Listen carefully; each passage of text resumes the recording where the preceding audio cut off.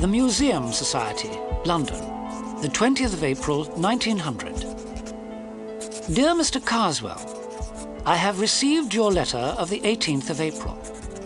The Museum Society is not interested in your book on magic. I told you this in my earlier letters. Please do not write to me again. I will not reply to any more of your letters. Yours sincerely, C. Dunning, Secretary. Mr. Dunning finished writing and signed the letter. Karswell had written a book on magic. He wanted to give it to the Museum Society to keep in their library. Dunning was the secretary of the society. He thought that the book was nonsense. He did not want Karswell's book in the Museum Society library. 2 days later, Dunning was going home on a tram. He was tired. He looked at the advertisements in the tram. Advertisements for soap, chocolate, and biscuits. There was a strange notice opposite him. It was written in large blue letters. In memory of John Harrington. Died the 18th of September, 1899. He was given 3 months to live. Dunning touched it. It was part of the window. It was inside the glass of the window. Dunning looked again.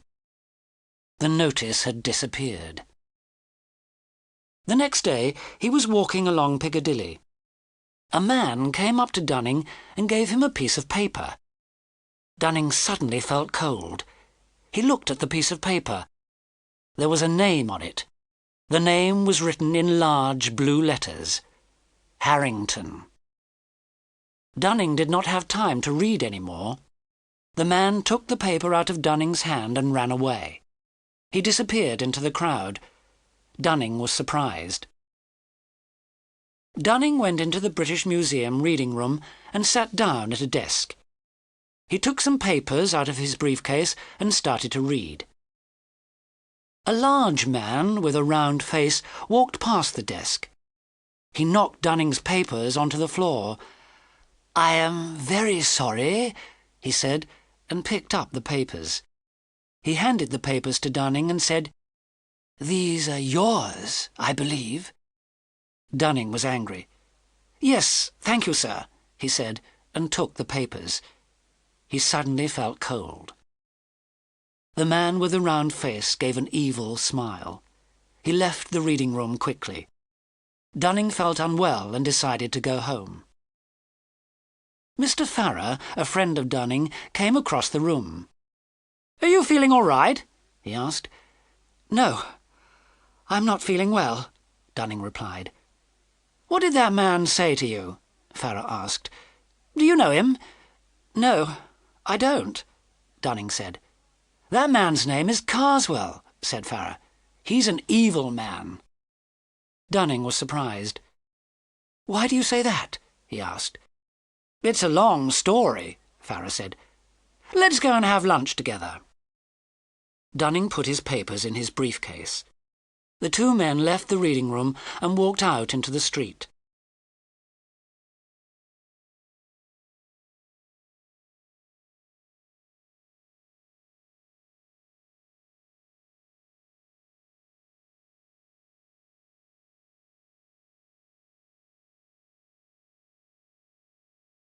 Dunning soon felt better.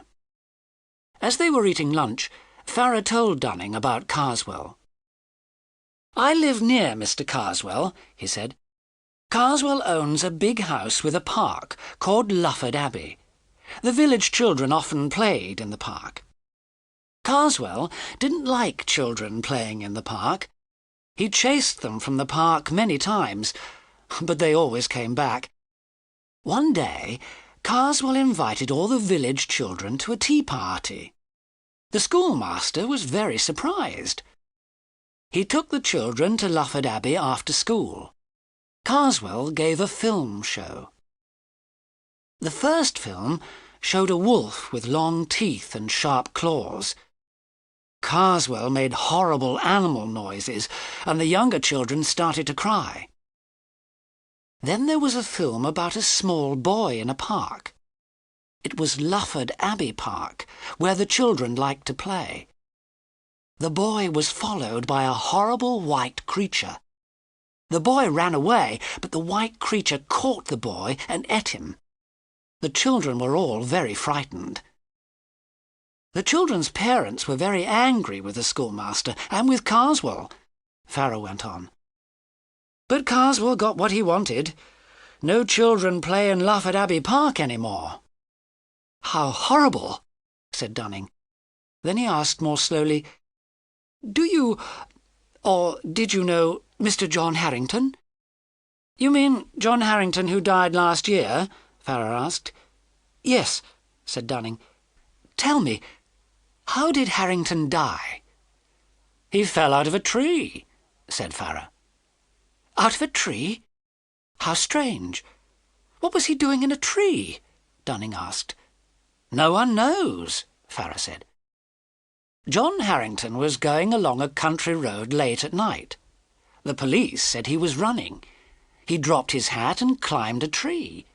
Then he fell out of the tree and broke his neck. How do you know the story so well? Said Dunning. I heard the story from his brother, Henry, said Farah. You remember Henry Harrington, don't you? You were at university together. Henry lives not far from here, in Piccadilly. Dunning went straight home after lunch. He found a note on the door of his house. It was from his doctor. Dear Dunning, bad news. Both your servants are ill. I believe they ate some bad fish. They are in hospital. Please come to my house. Dr. Mallows. Dunning went to Dr. Mallows' house. The doctor told him what had happened. Your servants bought some fish from a man in the street, the doctor said.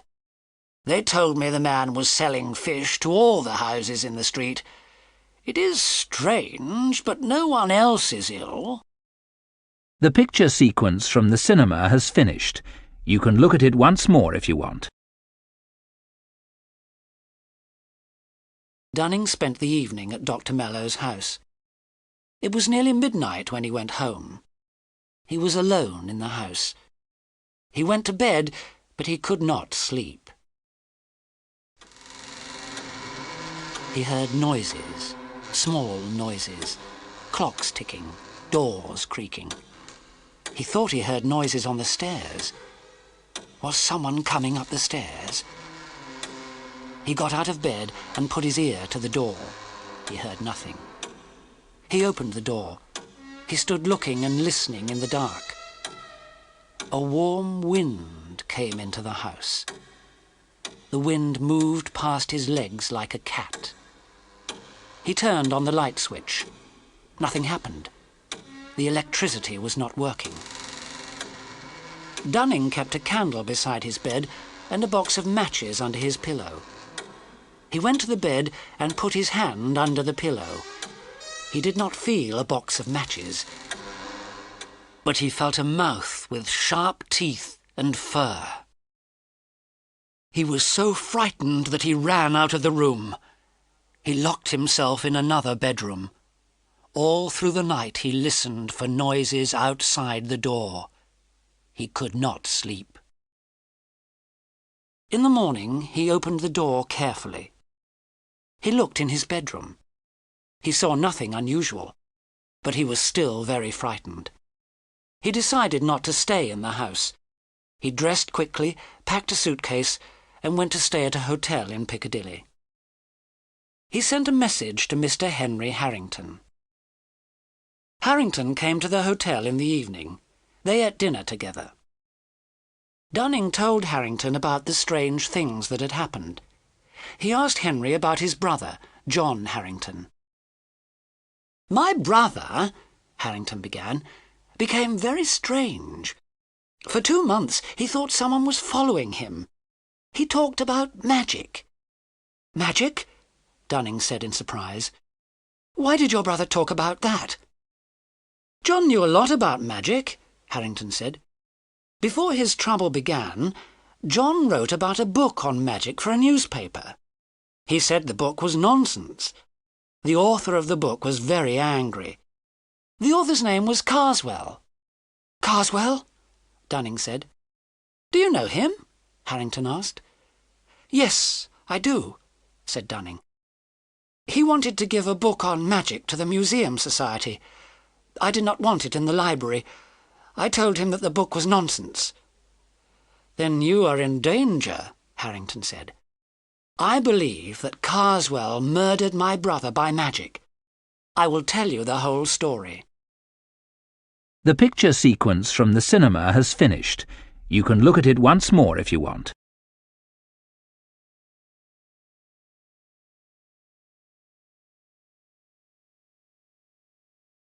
The two men finished eating. They sat drinking brandy and smoking cigars. Karswell was very angry because John had said the book was nonsense, Henry Harrington went on. Then one evening, something strange happened. John went to a concert. He dropped his program. A man picked it up and gave it back to him. When John came home, he opened the program. There was a piece of paper inside. Strange red and black letters were written on the paper. John showed it to me. This happened last June, Henry Harrington said. The weather was so cold that we had a fire burning. We were looking at the paper when suddenly the door blew open. A warm wind blew into the room. The piece of paper was blown into the fire. It was completely burnt in a moment. A warm wind? On a cold night? Dunning said. Yes, I remember it clearly, said Harrington. It was like something coming into the room. From that night, John had strange dreams. He thought that someone was following him. He didn't want to go out. He kept the lights on in the house and didn't want to be alone. And did you see who was following him? Dunning asked. No, I didn't, Harrington replied. But I saw one other unusual thing. It was a calendar. It came in the post. Every date after the 18th of September was cut out. And what was the date of the concert? Dunning asked. It was the 18th of June, 3 months before my brother died, Harrington said. And your brother died on the 18th of September on a country road? Dunning asked. Yes, said Harrington. He was running away from something. The police say he broke his neck when he fell from the tree, but I think he died of fright.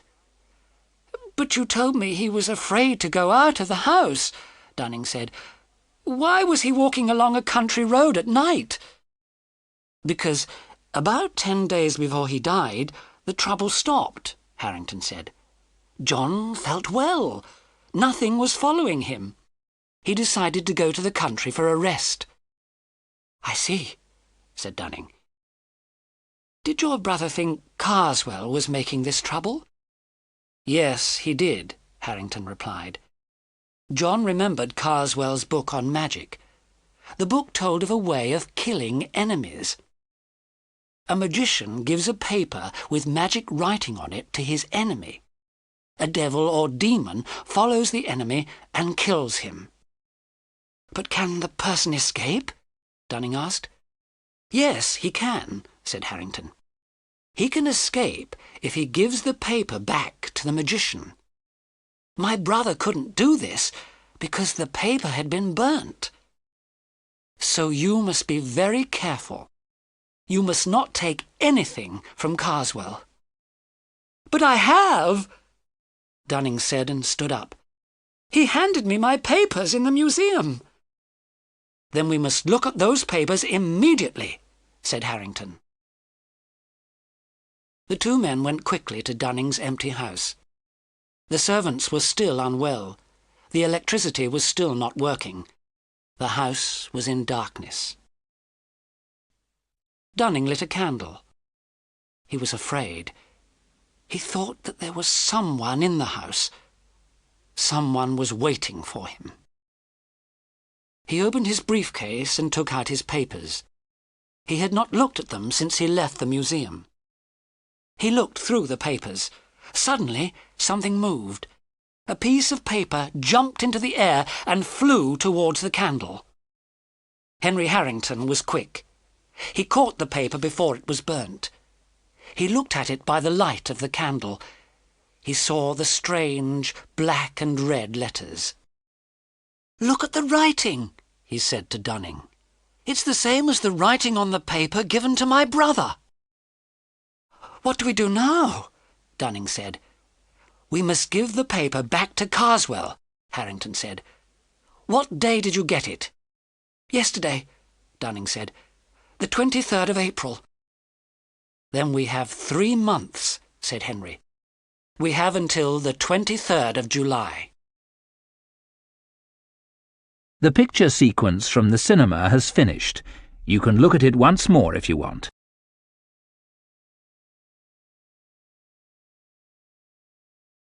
Harrington paid detectives to watch Karswell.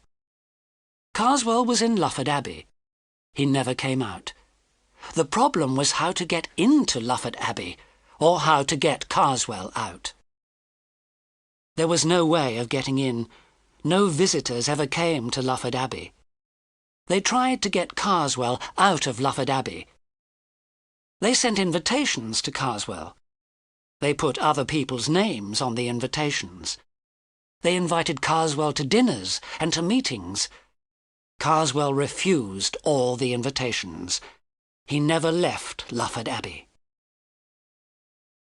April passed, and so did June, and most of July. On the 20th of July, Dunning knew he was going to die. He wrote letters to his friends, and he wrote his will. That evening, a telegram came from the detectives who were watching Karswell's house. "Karswell leaving Victoria Station by boat train for France on Thursday night, 22nd July. Now we can find a way of giving the paper back to Karswell," Harrington told Dunning. "We can get on the train and sit near him."